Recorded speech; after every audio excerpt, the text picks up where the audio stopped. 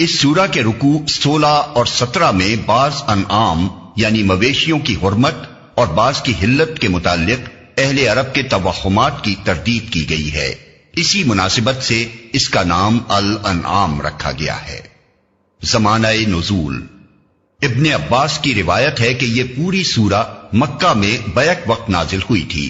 حضرت معاذ بن جبل کی چچازاد بہن اسما بنت یزید کہتی ہیں کہ جب یہ سورت نبی صلی اللہ علیہ وسلم پر نازل ہو رہی تھی اس وقت آپ اونٹنی پر سوار تھے، میں اس کی نکیل پکڑے ہوئے تھی اور بوجھ کے مارے اونٹنی کا یہ حال ہو رہا تھا کہ معلوم ہوتا تھا اس کی ہڈیاں اب ٹوٹ جائیں گی۔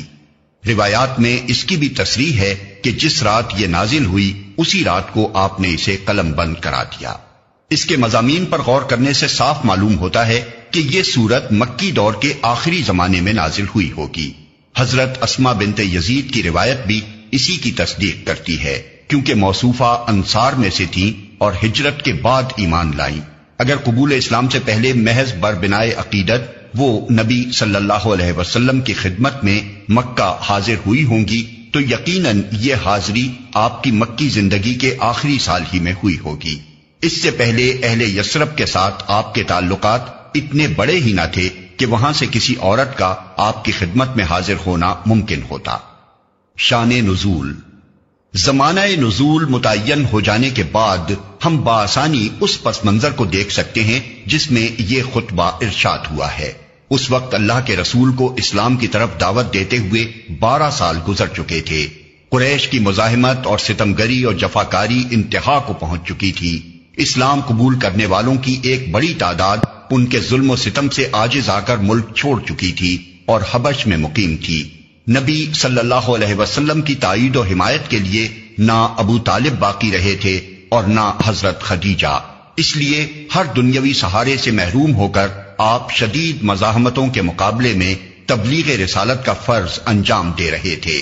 آپ کی تبلیغ کے اثر سے مکے میں اور گرد و نواح کے قبائل میں بھی صالح افراد پے در پے اسلام قبول کرتے جا رہے تھے، لیکن قوم بحیثیت مجموعی رد و انکار پر تلی ہوئی تھی۔ جہاں کوئی شخص اسلام کی طرف ادنا میلان بھی ظاہر کرتا تھا اسے طعن و ملامت، جسمانی اذیت اور معاشی و معاشرتی مقاطعے کا ہدف بننا پڑتا تھا۔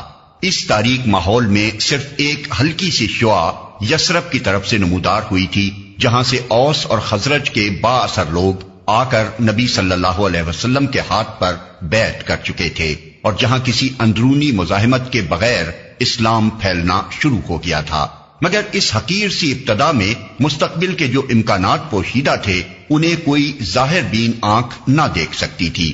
بظاہر دیکھنے والوں کو جو کچھ نظر آتا تھا وہ بس یہ تھا کہ اسلام ایک کمزور سی تحریک ہے جس کی پشت پر کوئی مادی طاقت نہیں ہے، جس کا دائی اپنے خاندان کی ضعیف سی حمایت کے سوا کوئی زور نہیں رکھتا اور جسے قبول کرنے والے چند مٹھی بھر بے بس اور منتشر افراد اپنی قوم کے عقیدہ و مسلک سے منحرف ہو کر اس طرح سوسائٹی سے نکال پھینکے گئے ہیں جیسے پتے اپنے درخت سے جھڑ کر زمین پر پھیل جائیں۔